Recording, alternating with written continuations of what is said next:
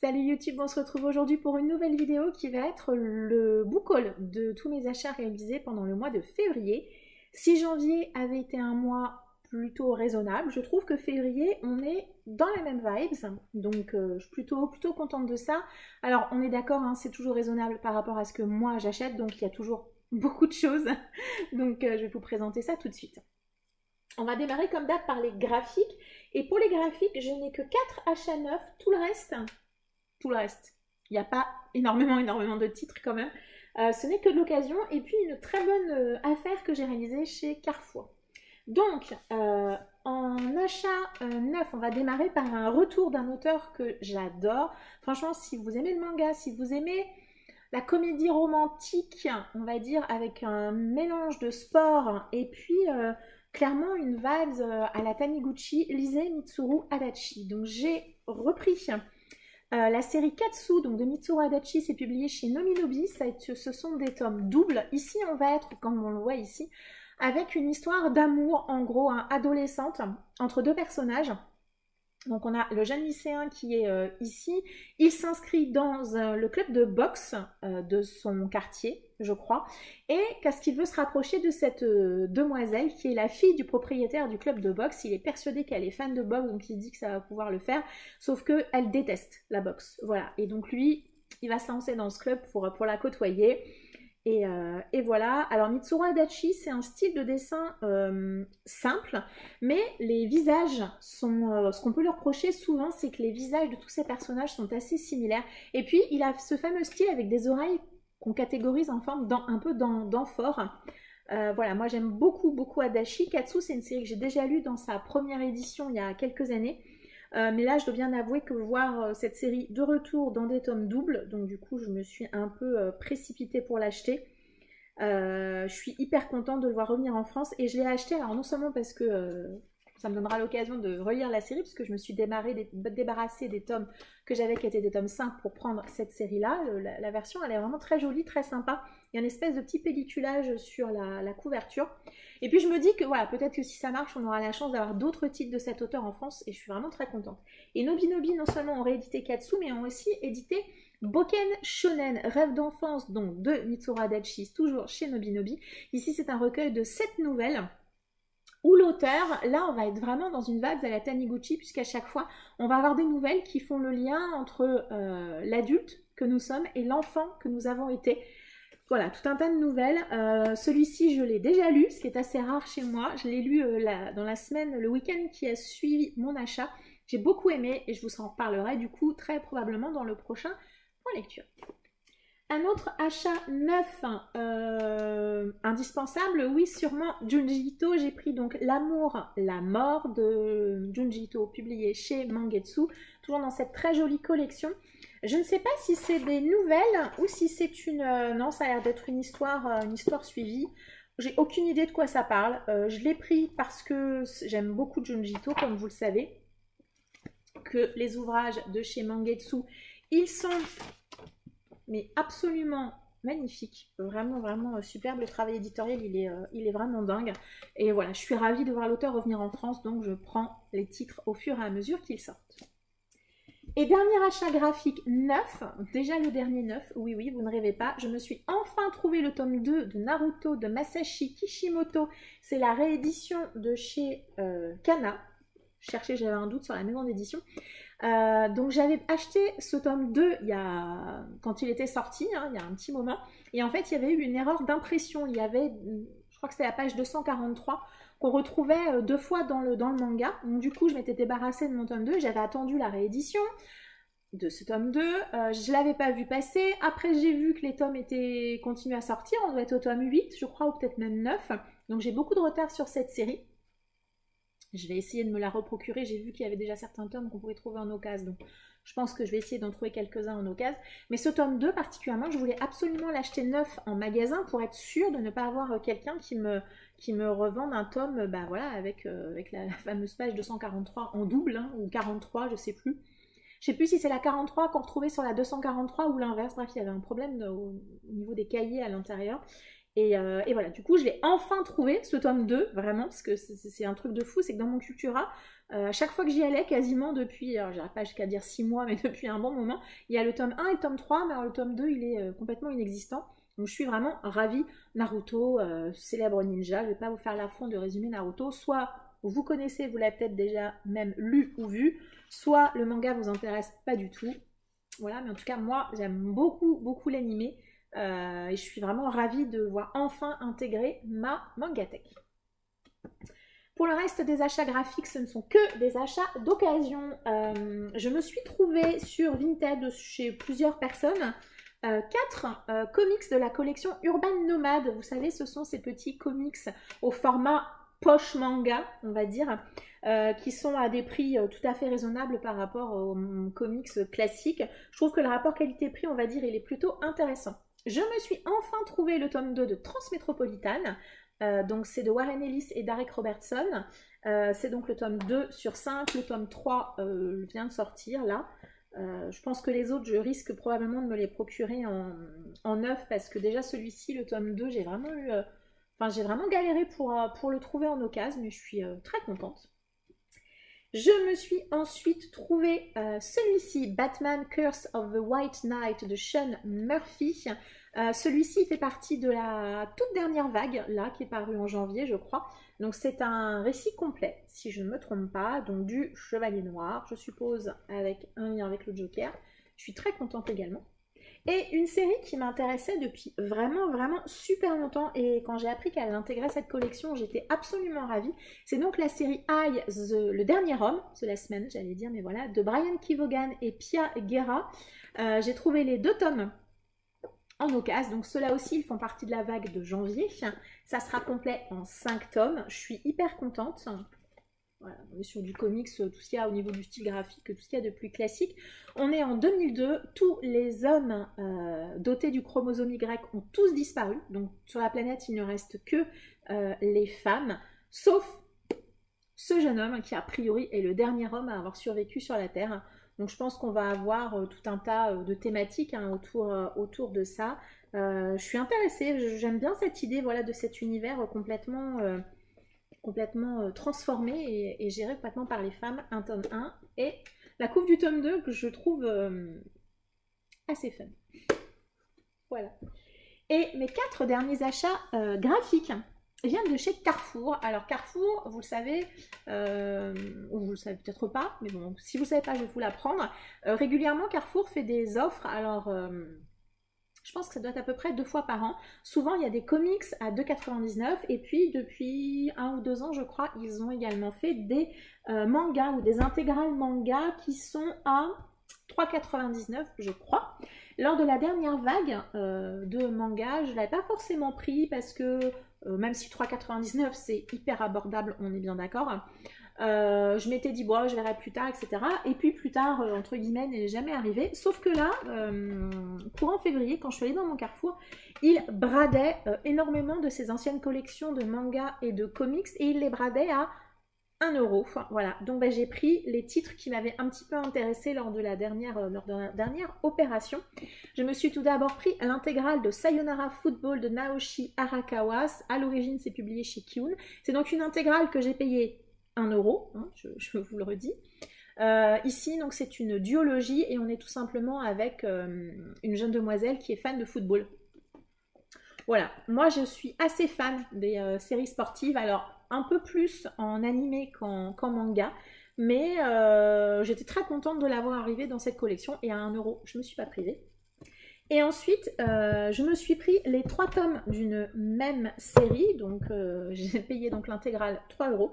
C'est l'intégrale de Run Day Burst de Yuko Osaga, c'était aussi dispo chez Kiun. Je pense même que c'est une série... ces 2 séries sont en arrêt de commercialisation, je crois, il me semble, chez Kiun. Ici, on va être dans une histoire de course de voiture. Et donc, il y a donc l'intégrale 1 que j'ai payé 1 euro, l'intégrale 2 que j'ai payé 1 euro et donc l'intégrale 3 que j'ai payé 1 euro. Donc j'ai donc tout ça pour 3 €. Voilà, donc vous comprenez que ça a été quand même compliqué pour moi de ne pas les prendre, sachant que, voilà, malgré tout, alors j'ai pas tout pris, j'ai vraiment pris les titres qui m'intéressaient, et voilà, ces deux séries m'intéressaient plutôt pas mal, voilà. Je me dis qu'à 1 €, 3 €, je prends vraiment pas beaucoup de risques, et puis voilà, si j'aime pas, je m'en débarrasserai, mais en tout cas, je suis vraiment contente de les avoir eus, surtout à ce prix. C'est terminé pour les graphiques pour ce mois-ci. Vous voyez, j'ai été hyper sage. On va passer au roman. On va d'abord commencer comme d'habitude par la collection que je fais en kiosque, qui est donc la collection Agatha Christie. J'ai 3 romans à vous présenter. Tout d'abord, La mystérieuse affaire de Styles, et c'est le premier roman qui met en scène Hercule Poirot. Vous savez que je suis un petit peu psychorigide dans la lecture, donc comme ça, si j'ai envie de commencer Agatha Christie, j'aurai au moins le tout premier tome. Un autre roman, je sais, celui-ci aussi c'est un Hercule Poirot, c'est Meurtre en Mésopotamie. Et celui-ci c'est un Miss Marple, celui-ci c'est un Miss Marple, c'est Un cadavre dans la bibliothèque, et j'aime beaucoup le dessin qui est dans le médaillon. Donc 3 Agatha Christie pour ce mois-ci. J'ai ensuite reçu une précommande que j'avais réalisée, je ne sais plus si c'était en décembre ou en janvier.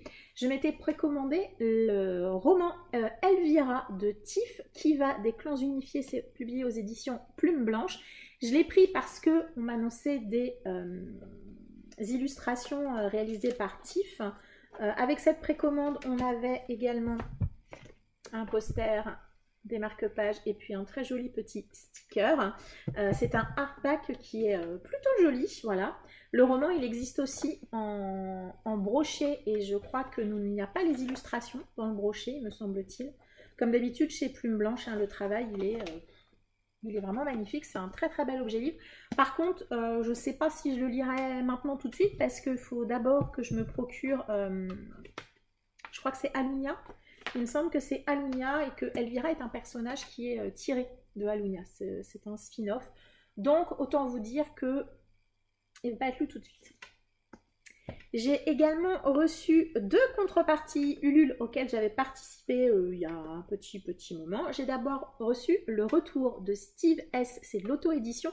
C'est un recueil de nouvelles qui s'inspire de l'univers de Lovecraft et de Cthulhu. Donc ce sont des nouvelles Lovecraftiennes. L'objet livre, il est très joli, et j'ai eu avec un joli petit marque-page. Et alors surtout, j'adore un petit Cthulhu que je vais m'empresser de coller dans mon carnet de lecture pour cette année. Il y a, je sais pas, une dizaine de nouvelles peut-être. 1, 2, 4, 6, 7, non 7 nouvelles. Et voilà, on a des très jolies illustrations. Voilà, on a par exemple en fin de chapitre. Voilà, et puis on a quelques illustrations couleurs que je trouve également très très jolies. Et j'avoue que j'aime vraiment beaucoup la couverture de cette édition. Je la trouve super, super angoissante, creepy. Non, vraiment très très jolie. Je ne sais pas, couverture de Mathieu Coudray. Là, je précise parce qu'elle est vraiment très très jolie. Un autre Ulule que j'ai reçu, alors celui-ci, je crois que c'est le premier Ulule auquel j'ai participé. Ça faisait vraiment un long moment que je l'attendais. C'est celui-ci. C'est Habemus Daemonium, c'est de l'auto-édition, c'est de J.J. James, et je crois qu'on va être dans de l'urban fantasy. J'ai participé il y a longtemps parce qu'en fait l'autrice, elle est un petit peu connue, en tout cas moi je l'ai connue à travers pour le moment c'est une duologie, Lady Eleanor, quelque chose comme ça, et ça m'intéresse. Voilà, les tribulations de Lady Eleanor Grant, il y a 2 tomes que j'avais vu passer sur différents comptes, ça m'intriguait pas mal, et du coup j'avais participé à ce roman-là qu'elle a fait après, et on a mis un petit peu de temps à le recevoir, mais c'est pas très grave. On a un magnifique, mais j'adore ce marque-page, je le trouve vraiment superbe. Et puis j'ai eu quelques illustrations avec, qui je pense doivent mettre à l'honneur les personnages du roman. Voilà, très jolie illustration également. Donc je suis très contente de l'avoir reçu. Je dis on l'attendait depuis un moment, mais l'autrice nous tenait quand même au courant régulièrement de ses avancées. Au niveau du design, ça me fait quand même beaucoup penser à Plume Blanche. Au niveau de la typographie du roman, les pages sont vraiment très très remplies. Et puis on a voilà, des illustrations. Donc c'est de l'urban fantasy. On nous dit que depuis des siècles, l'ordre des soldats de Dieu lutte contre les démons pour sauver les âmes des innocents et préserver la surface de leur influence néfaste. Voilà. Donc je pense que c'est de l'urban fantasy, ça a l'air plutôt sympa et je suis très contente de l'avoir reçu après tout ce temps. On va ensuite, j'ai une petite pile d'occasion, une petite pile de neuf. On va commencer par l'occasion. J'ai fait lors des soldes une petite commande chez Gibert. Vraiment, j'ai été très fière de moi. Je n'ai pris que des suites de saga. J'ai donc acheté, non, 3 romans. J'ai d'abord acheté le tome 4 de Meg Corbin, Empreinte Fauve. C'est publié chez Milady. J'ai acheté le tome 4. Est-ce que j'ai lu un des tomes de cette série ? Pas du tout, mais voilà, il me semble qu'ici on est dans un univers d'urban fantasy où Meg Corbin est prêtresse de sang. Il me semble qu'on met ici la magie du sang à l'honneur, c'est de l'urban fantasy. Donc voilà, j'ai entendu que du bien, je crois, de cette série. Je me suis trouvé le tome 3, je crois, de la série de Johan Dubos, donc c'est Compassion, publié chez Snag. Ici, on est dans une histoire de science-fiction. Le 4e tome est paru l'an passé, donc je crois que j'ai les 3 premiers tomes que j'ai trouvés en occasion comme ça, donc je suis très contente. Et comme j'ai lu le tome 1, que je l'ai adoré, du coup j'ai regardé si ils en avaient un autre en occasion. Et oui, ils avaient le tome 4 de Sauveur et Fils de Marion Muraille, publié à l'école des loisirs. Ici, c'est un roman jeunesse contemporain, où on y suit Sauveur, qui est psychologue clinicien, et son fils Lazare. Et voilà, on suit également les patients de Sauveur. J'ai adoré le tome 1. Vraiment, ça a été une super lecture. Et j'avais les 3 tomes, et du coup, j'ai trouvé ce 4e en occasion. Donc, je l'ai pris, sachant, je crois que le tome 6 ou le tome 7 va sortir bientôt. Je ne sais plus. Toujours dans les achats pendant les soldes, sur les éditions du Chat Noir, ils font toujours des offres pendant les soldes. Et donc, je me suis pris une duologie. Vous allez très vite comprendre pourquoi je l'ai prise. J'ai pris cette duologie. Sous les sabots des dieux de Céline Chevet. Les couves sublimes sont de Vacalac. Et je l'ai pris parce que déjà, j'ai lu les 2 autres romans de Céline Chevet, dont La fille qui tressait les nuages, que j'avais beaucoup aimé. Et du coup, ici, elle a écrit une fantaisie qui se déroule en Corée au 7e siècle. Voilà, il n'en faut pas plus pour moi. Je ne sais plus à combien je les ai eus, j'aime beaucoup ces couvertures. On est en Corée, c'est une autrice que je connais et que j'apprécie. Et il n'en fallait pas beaucoup plus pour les acheter. Ensuite, toujours, dans mon carrefour, décidément, depuis quelques mois, ils ont mis en place, on va dire, je pense que c'est un partenariat, je sais pas, avec Maxi Livre, qui est un déstockeur de romans. Et là, quand j'y suis passée il y a quelques jours, quelques semaines, en tout cas dans le courant du mois de février, ils avaient tout un tas de livres de la collection Gulfstream, collection électrogène, qu'ils bradaient à 5 €. Et parmi tous ceux qu'ils avaient, il fut un temps, l'ancienne Stéphanie en aurait pris beaucoup plus. Là, je n'en ai pris qu'un, c'est le seul qui était dans ma wishlist depuis très longtemps et qui m'intrigue même après tant d'années, c'est IRL de Agnès Marot. Vous voyez, j'ai même laissé le prix, je l'ai payé 5 €. Ici, on est, je crois, dans un roman qui fait quand même beaucoup penser à... Oh, je sais plus. Au film avec Jim Carrey qui participe à une espèce de jeu de télé-réalité en fait, depuis sa naissance, et qu'il ne sait pas forcément. Donc ici c'est ça, on va suivre Chloé Blanche. Elle a grandi à Live City et elle dit: comme tous les habitants, j'ignorais que nous étions filmés en permanence. Voilà, donc c'était The Truman Show, le film avec Jim Carrey. Et vraiment je suis hyper contente de l'avoir trouvé. Il y en avait vraiment beaucoup d'autres de cette collection. Félicitez-moi, je n'ai pris que celui-ci. Vraiment. Et mes derniers achats d'occasion, je suis passée chez Emmaüs. J'ai fait un petit tour chez Emmaüs courant février. J'ai également été très sage. Je n'ai pris que 4 livres de poche. Vraiment, je suis raisonnable, incarnée. Vraiment. J'ai d'abord trouvé le tome 6, le dernier tome, celui qui me manquait de la série Codex Alera de Jim Butcher. C'est publié chez Brajlon en poche. J'ai acheté, je ne sais pas si vous vous rappelez, les 5 premiers tomes. Je sais plus si c'était cet été ou en fin d'année, lors de ma virée chez les bouquinistes dans le Nord, et il me manquait que celui-ci et je l'ai trouvé chez Emmaüs, donc je suis hyper contente de l'avoir pris. Ici c'est de la fantaisie, je crois, et je ne veux pas trop lire à l'arrière parce que je voudrais pas me spoiler, enfin quoique c'est un tome 6, je risque de pas me rappeler d'ici à ce que je sois arrivée à ce tome 6 un jour, mais il me semble que c'est une espèce de fantaisie et je sais pas, ça fait un peu Gladiator. l'image que vous avez là. Bref, j'en sais pas trop, mais je suis contente de l'avoir trouvé. Un roman qui m'intéressait depuis vraiment très longtemps, c'est celui-ci, c'est Pardonner nos enfances de Romain Sardou, c'est publié chez Pocket. C'est un roman historique qui se déroule à l'hiver 1284. Ouais, c'est un roman dont j'ai entendu vraiment beaucoup de bien, beaucoup de gens que je connais l'ont aimé, et je l'ai vu passer à plusieurs reprises quand même hein, sur les réseaux. Du coup, j'étais contente de l'avoir trouvé. J'ai jamais lu cette autrice, je crois que c'est le premier roman que j'ai d'elle, c'est Tous tes secrets de Lisa Jewell, publié chez Hauteville, une obsession dévorante, un crime inavouable.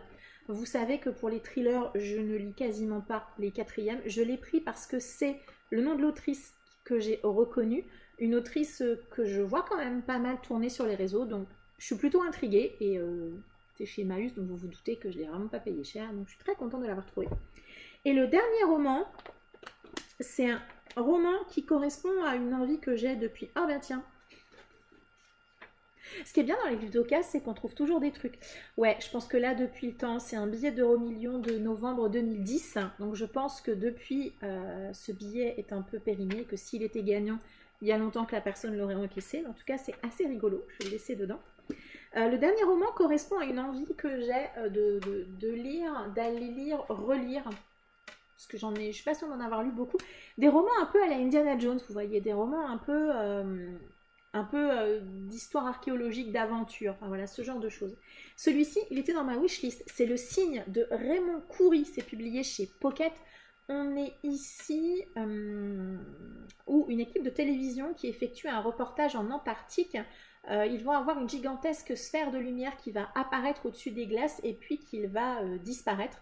Ces images qui sont diffusées dans le monde entier mettent la planète en émoi. Est-ce le présage d'une catastrophe écologique, un message divin, un ovni ou toute autre créature? Tandis que la communauté scientifique se mobilise, en Égypte, un moine reconnaît le cygne. Il s'agit d'un motif que dessine inlassablement le père Jérôme, un célèbre ermite. Voilà, je ne lirai pas plus le résumé que ça. Il était dans ma wishlist ce titre, donc je suis hyper contente d'être tombée dessus par hasard. On va être peut-être dans quelque chose d'ésotérique, d'aventure, je sais pas, mais j'avoue que j'ai bien envie de lire des romans de ce style durant cette année 2023. Et on va terminer par mes achats neufs qui sont au nombre de 6. Il y a 2 poches et 4 grands formats. Pour les titres de poche, je me suis d'abord pris La cabane aux confins du monde de Paul Tremblay. C'est publié chez Gallimester. Alors moi, j'avais repéré ce roman comme ça, c'est-à-dire que le résumé m'avait assez intéressée. Et quand je suis allée l'acheter dans mon Cultura, j'ai découvert que c'était l'adaptation du film. C'était le film Knock at the Cabin de Night Shyamalan. C'est l'adaptation de ce roman, voilà, que je ne savais pas du tout que les deux étaient liés. Le hasard. Moi, ce qui m'avait intéressé, c'était le fait qu'on suive des enfants qui sont en vacances dans un lac, enfin dans une maison au bord d'un lac un petit peu isolé. Un après-midi, un jeune homme apparaît dans l'allée et ce jeune homme va lui dire « Rien de ce qui va se passer n'est ta faute ». 3 inconnus surgissent alors munis d'armes étranges. Je trouve ça très intriguant et voilà, c'est pour ça que à la base ce titre m'avait intéressé. Un roman que j'avais repéré en grand format et quand je l'ai vu en poche, c'est donc Le Chant de la Vengeance de Megan Chance. C'est publié chez J'ai lu. Quand la terre tremble, les cœurs et les âmes aussi. On va être, je pense, dans une histoire de saga familiale. On est en 1906 à San Francisco. Mae Kimball va être accueillie dans la riche famille de sa tante et elle va bien découvrir les secrets de cette famille. Voilà, je l'avais repéré en grand format et ben voilà, je l'ai vu en poche et du coup je l'ai pris. Je trouve que la couve est vraiment très jolie. Et on va terminer par 4 grands formats qui sont donc ma nouvelle passion, 4 hardbacks. J'ai d'abord pris un tome 2 comme d'hab, ne me demandez pas si j'ai lu le tome 1. Le tome 2 de Fable de Adrienne Young, c'est publié chez Rajo. C'est un roman de fantasy, de piraterie, je pense que c'est du young adulte. Ouais. L'objet livre il est simple. Mais moi je l'aime bien. Ouais, j'aime bien. Vous savez, vous connaissez de toute façon, vous savez hein, que je suis in love des hardbacks. Ouais, je suis assez fan des hardbacks. Je trouve ça très agréable à lire. Bref, c'est un détail. J'ai le tome 2.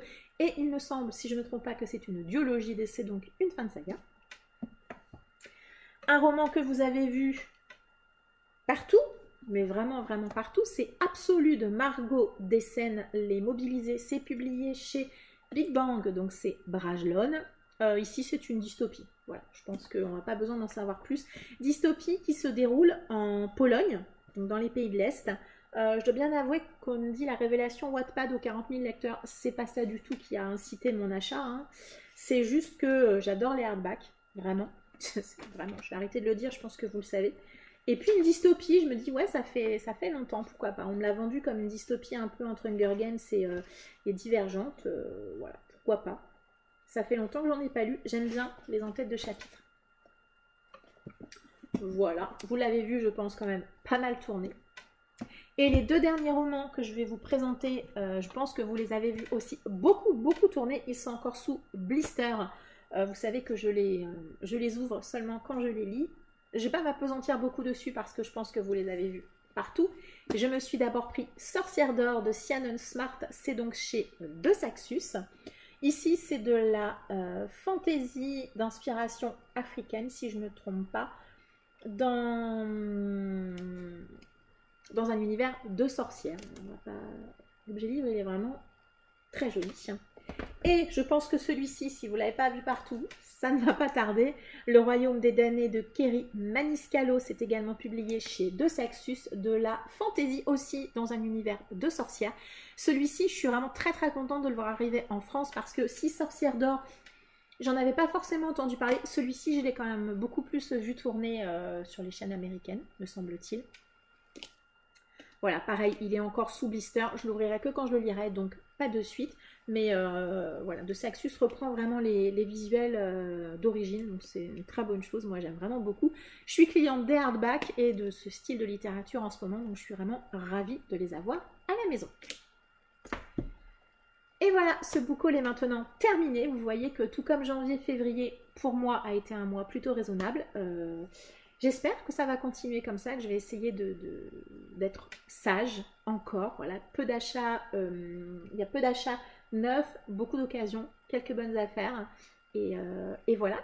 N'hésitez pas à m'indiquer en commentaire si vous aussi vous avez été très sage pendant le mois de février, si vous avez lu certains des romans dont je vous ai parlé aujourd'hui.